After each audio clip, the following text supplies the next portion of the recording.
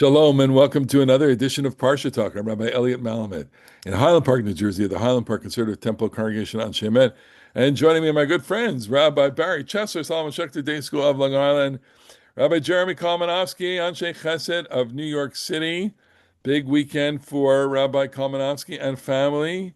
Yes, Dassi and Greg indeed. getting married. This is the weekend before we were recording this a couple of days before this event takes place. Mazel Tov, Thank Rabbi you. Thank Jeremy you. Kalmanofsky. Mazel Tov. Thank you. Thank you. This is we're just a lovely couple, I'm sure, and we'll have a lot to report to our loyal audience next week. But we just want to say, on behalf of the entire Parsha Talk community, Mazel Tov. Thank you. Um, Thank you. we're recording this on day 749. We're still counting the days, of course, because the hostage bodies have not yet been returned. This is a day 749 in which 13 bodies remain, and we are mindful of them. We are recalling them, including, of course, the body of Omer Nutra, Rabbi Barry Chesler's student. And to our listeners and viewers, you may want to check in on the Times of Israel.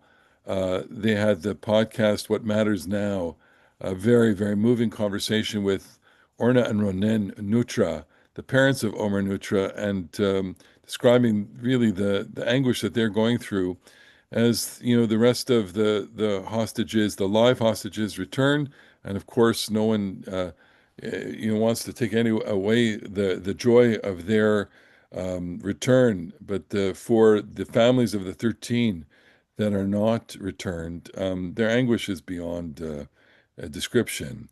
And this carries forward today. We hope that, of course, we're praying that the ceasefire holds and that the delicate uh, fabric of Israeli society does not fray over this. And I guess there's never any good way to segue to the parsha after that kind of intro, but there are things that are delicate about the fabric of humanity. Let's just say, and we are meeting the character of Noah this week with Parshat Noah. We kind of met him last week. We know a couple of things about him from last week. I'm just going to rattle off a few things because I have a driving question that my colleagues and I need to figure out. So I'll start with the question, and we'll put the evidence in front. The question is, so what makes Noah exceptional or unique, and what was he supposed to accomplish? Now, we know a few things about Noah. We know that he finds himself in the 10th generation after Adam. And Barry Chesler has pointed out on numerous occasions that there's one essential fact in that uh, placement of Noah in the line of Adam that doesn't have to do necessarily with the fact that he's 10 generations. And what would that fact be? So Noah is the first recorded birth after the death of Adam, on whose behalf the earth was cursed. So when Noah is named by his father Lemach, it's with the hope that the curse will now be lifted and they will gain some respite. And the name Noah is meant to suggest some kind of rest or ease for the coming generation.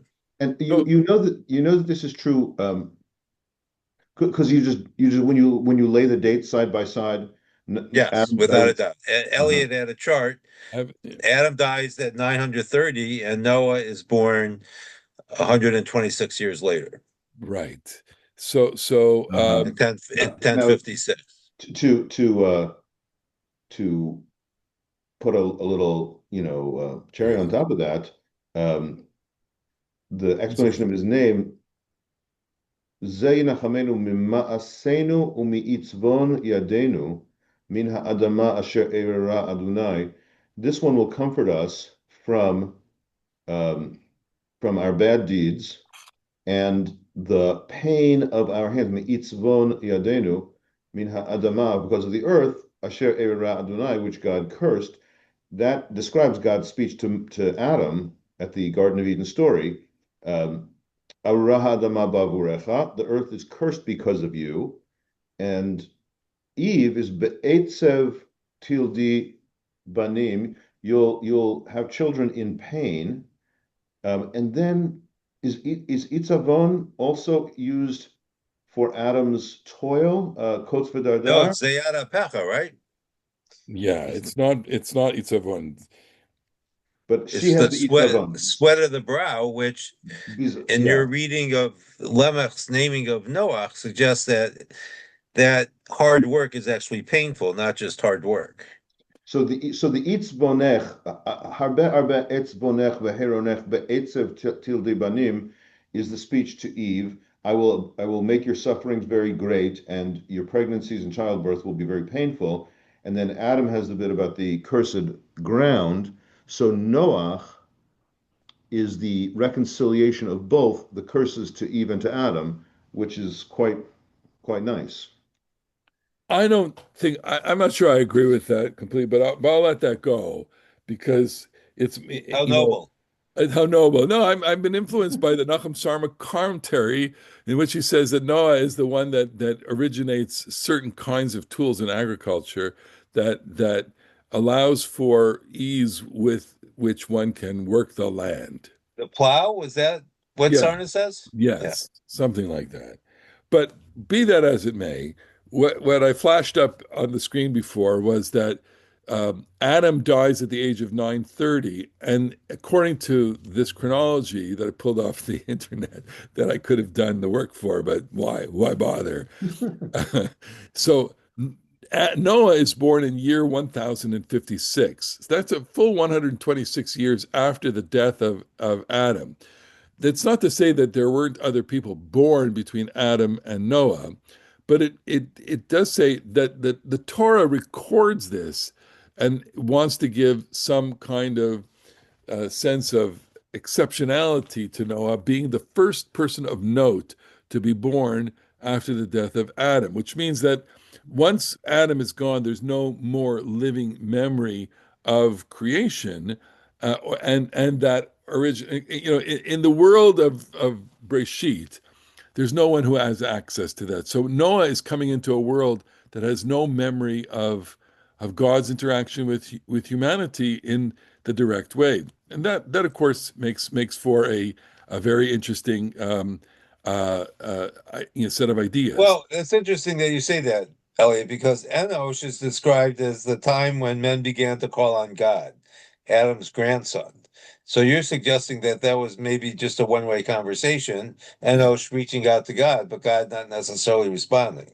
Well, although the rabbinic reading is as huchal likro b'shem is that they began idol worship because this chilul, the word huchal likro b'shem Adonai is translated as if, or is understood homiletically there as if it meant they began to worship idols. They began to lechalel to chilul Hashem. I don't know. I mean, it's definitely true what you said, Elliot, that it cannot be that he's the first human birth. It just has to be the first human birth noted in the genealogies because of all those other people is they lived all these many years. They have tons of people, right? So Yeah. so he's the first of note, right? So it would be like the generation of, and therefore he's the generation that is noted after the death of Adam, which would be, I'm, when the last World War I veteran died, or the last Civil War veteran died, the age of that era came to an end.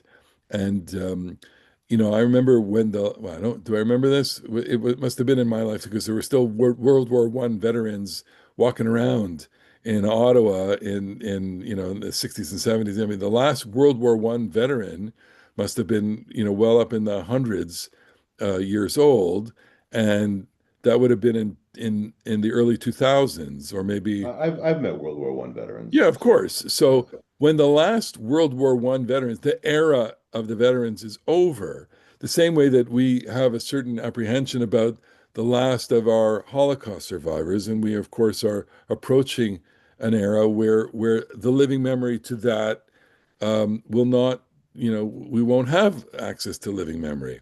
So that era will be over. So what maybe the Torah is saying here in a kind of long the way I'm explaining it is long-winded, which is that there's a certain era, and this is Barry, what you're saying, the era of Adam is over after the death of Adam, and Noah it's now the generation of Noah.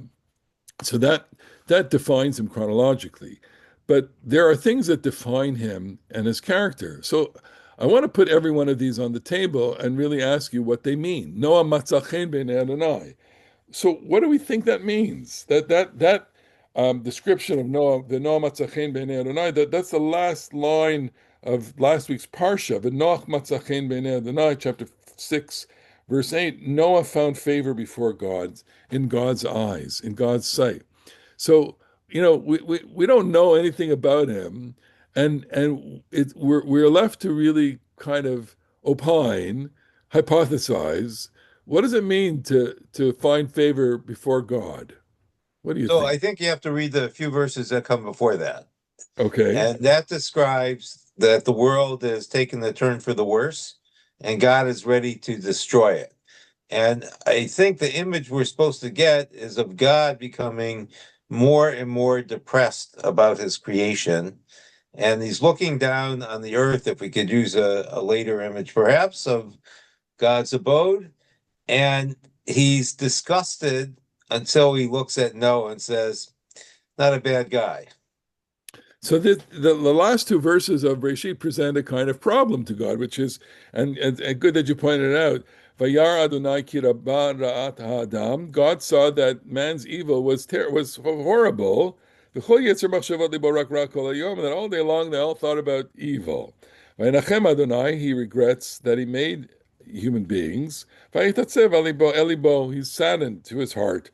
Vayomer Adonai, he says, Emche et ha'adam asher baratim al pnei adama. I'm going to wipe out the human that I've created from the face of the earth, me'adam ad behema, from human to animal, ad remes v'of hashamayim, creepy thing and bird of the sky, ki nichamti ki asitim, because I regret having made them. V'noch matzachem b'nei Adonai, and that the reading I'm thinking of here is like, but Noah finds favor with God, so that opens up the possibility that God has to rethink the way to do this. God, without up until that verse, it's like I'm going to wipe everything out. But Noah Matzachem Benai is that maybe I shouldn't wipe out everything. Maybe I should save him because I like him. I Yeah, like I him. think Noah's kind of like the silver lining playbook. It's something that God can make something up with. But this is so you got to help me here. This is my problem. Noah's 500 years old when he has his children. There's not much that he's going to make out of him. And so is God just saying, I'm going to save him and I'm going to save those people important to him because I like him, because I see he's righteous, which is a verse in this parsha, or we'll go right into the first verse of the parsha, which is, a lovely verse, but it's filled with all sorts of problems. Ela told Noah, these are the generations of Noah. Noah ish tzaddik. He is a tzaddik. We have to figure out what that means. Tamim hayabedoratav. He is tamim in his generation. Et Elohim italech Noach. He walks with God. So the only one I can comfortably translate is that he walks with God, not knowing what that means. But I don't know what a tzaddik is, and I don't know what tamim is. So I'm going to ask the two of you to help me figure this out.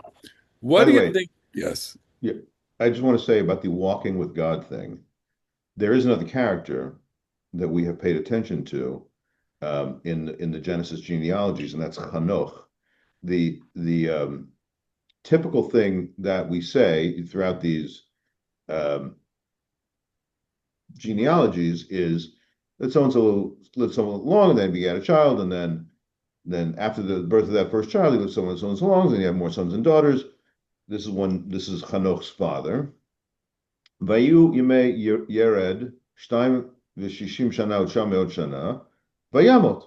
And the days of Yered turned out to be 962 years, and then he died. And so then Noach lives 65 years, and then he has Metushelach, the oldest of all the names here in the No. in the Hanoch. lists. And Vayithalech Noach et Elohim acharei Hanoch. holidu et mitushelach Yitalech shlosh Hanoch. me'ot shana vayoled bani uvanot. And Noach walked with God. Hanoch, Hanoch. Hanoch, Hanoch. Hanoch walked with God um, after the birth of Metushelach for 300 years, and then he had Vayoled bani uvanot. Vayikol yemei Hanoch chamesh v'shishim shana, 300 shana. His life began 365 years. Vayitalech Hanoch el ha'Elohim ve'enenu ki lakach oto Elohim. Yeah. And he walked with the Lord, and then he was no more, for God had taken him. Now, this is Noach's great-grandfather. There's abundant in the esoteric literature, the mystical literature, and so there's abundant material about Hanoch, who is seen to become angelified. This walking with God business typically gets explained as he is angelified, and he becomes the very, very, very, very most senior angel called Metatron. And it would seem to be like at one simple, very unmeaningful, just homespun explanation. It's like the author of Genesis got a little bored with he lived next many years by Yamot, and he lived many years by Yamot, and he died. And they just decided to spice it up a little bit and said he walked with God, and then he walked with God, and then God, he was no more, for God had taken him. But I'm not going with that. I'm going with there has to be some kind of, deeper meaning here. And because his great grandfather got this designation of he walked with God, maybe Noach also is seen to be superhuman or just really exemplary human or something like that. Well, I want to figure out exactly what we can figure out about him. And so we know that God likes him, okay? And we know that he's a tzaddik. So I want to explore the semantic range of the word tzaddik. And I will put out a few meanings, like meaning one, innocent. And that goes with numerous biblical passages in which we have the tzaddik against the rasha. That tzaddik is a person who does not commit transgressions. A tzaddik is a person who basically without repeating, yes, does not commit transgressions, whereas a rasha is a person that commits transgressions. In Deuteronomy 25, this is a tzaddik will have a bigger semantic range than this, but this is one of the examples of what you're saying. Ki riv ben anashim, two people have a conflict, v'nigshu el mishpat ushpatum, and they come to the judges, and the judges judge them. V'hitzdiku et hatzadik, v'hirshiu et harasha, which, just to translate idiomatically, means acquit the innocent and punish and convict the guilty. Okay. So tzaddik is innocent in that sentence, and rasha is the guilty one in that sentence. And Moshe says when Moses stops the fight of the two Israelites, he has killed the Egyptian taskmaster the first time. Then the second time, when Moses is stopping the fight, now I have to go. It's in Exodus 3 or 4. Yeah, let's hop to that text. Chapter 2, Exodus Shemot, verses 10 to 15. Thank you. So read them to us. I don't have it. I know that Vayhi by heart. bayamim ahem, vayigdal Moshe vayetzel achav. Okay, those days Moses went to his brothers. Vayar ish mitzrim akei shivri. Vayifan povacho. He sees it in his Egyptian. I'm going to skip down to verse 13. Vayetze bayom hasheni, goes out on the second day. V'nei shnei anatzim ivrim nitzim. Two Hebrews are fighting. Vayomar la rasha lama takarecha. He says to the rasha, the guilty one, right? The guilty one. To the bad actor. Okay, so we have one meaning, which is innocent and guilty, or a person who does not transgress and a person who transgress. But then now I got another one. Now I got yes, another go ahead. one, which is a little bit grander. It's going to take me a half a second to get here, but I'll just do it from memory and hope I get it more or less correct. In Kohelet, Ein Tzaddik Ba'aretz. I gotta look it up. Hang on. There is.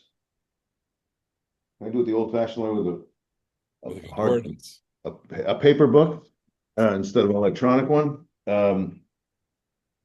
Okay. Um, Well, Kohelet deals a lot with tzaddik and rasha, no? yeah. And tov and ra, and good and evil, which we should talk about also. Al tirsha harbev, al tisachal, right? Don't. Let me type this baby in here. Go ahead.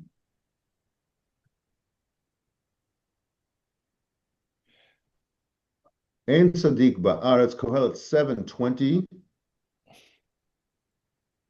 Ki And adam ein tzaddik ba'aretz asher ya'aseh tov v'lo yecheta. There is no person on earth, with respect to human beings, there is no, I would translate this maybe, there is no saint who always okay, does what's right and never does what's wrong or never sins or something like that. okay. So what we're left with is and then I mean I can quote tzaddik Adonai b'chol drachav v'chasi b'chol masav from Ashrei. God is tzaddik in everything that He does. So and of course tzaddik has at the root of it tzedek, which is justice. So there is something about Noah that is just, that is blameless, that is innocent, that is um, all of those things wrapped up together.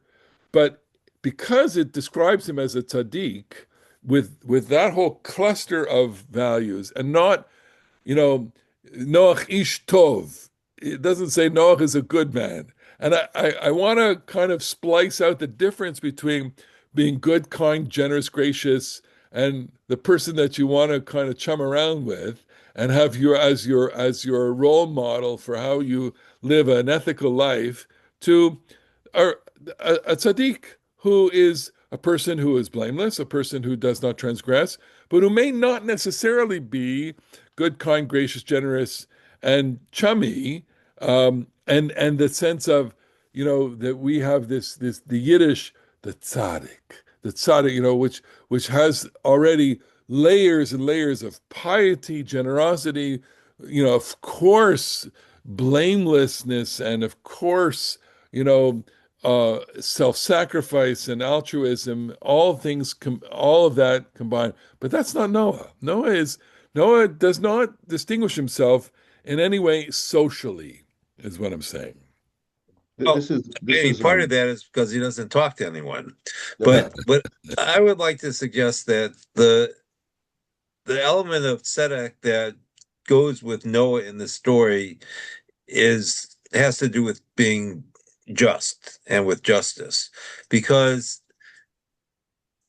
we have to try to figure out what could the people who are his contemporaries have done that was so terrible that would merit their mass destruction. And being bad doesn't quite work, but being unjust does.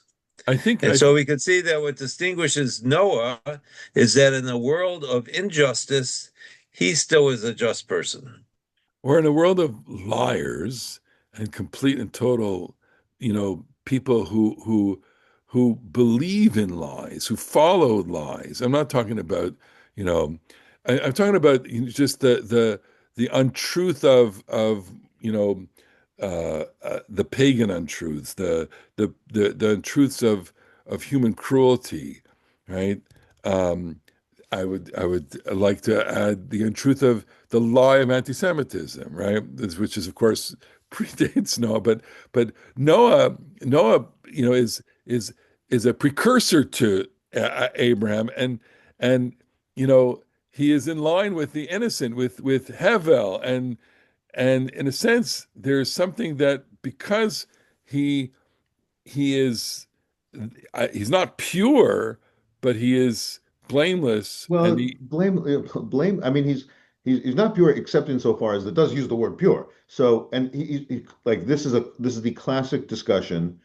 It's the first word in any discussion about Noah's characters. Noach ish tzaddik tamim Tav. he was righteous and he was blameless in his generation, which is either a tremendous compliment because it was such a terrible generation that he managed, despite all of the wretchedness around him, he managed to remain blameless, or alternatively, given the relatively low standards of his cruddy generation, he wasn't nearly as bad as everybody else. So he seemed comparatively